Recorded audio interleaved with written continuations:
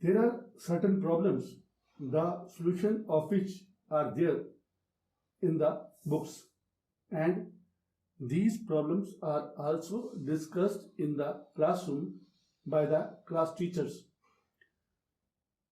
But many students, they are doubtful why certain steps are taken while solving such problems. So here we are going to discuss such problems and want to find out why certain steps are taken in taking out the solution of such problems. Here is one example. Find the greatest number which when divides 259 and 465 leaves remainder 4 and 6 respectively. Now let us see how this problem is tackled in the books or solved in the classroom. Out of this 259, this 4 is subtracted, and from this 465, this 6 is subtracted. So it becomes 255 and it is 459. Now HCF of these two numbers is taken 459, 255, 1, 255, so 40 and 2, 255, 1, 204, 51, 204, and it goes by 4. So 51 is taken out as the answer of this problem. Now the main doubt which I feel comes to the minds of the student is why we take this step of subtracting 4 from 259 and 6 from 465.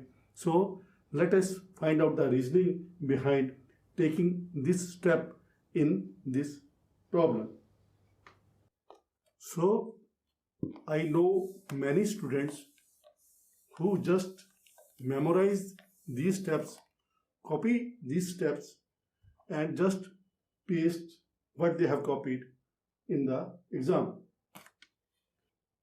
Now let us read this statement again. Find the greatest number which when divides 259 and 465.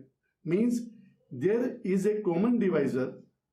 When that divisor divides 259, it gives us 4 as remainder, and when it divides 465, it gives 6 as remainder.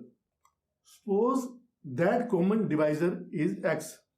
So when we divide 259 with this common divisor, we get some value over here, and as a remainder we get 4.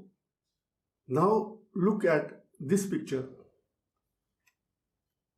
In this picture, this 4 is extra. If this 4 is not there, then x can divide the number over here exactly. If this 4 is not there, then x can divide the number at this place exactly. It means x can exactly divide 255. In the similar way, when we divide 465 by this number x, we are going to get something over here, and we are going to get 6 as a remainder. In the similar way, x can divide anything at this place if this remainder is not there. It means x could have divided 459 exactly. Now the statement becomes, find the greatest number which can divide 255 and 459 exactly. So that is why we have to deduct this 4 from 259 and this 6 from 465.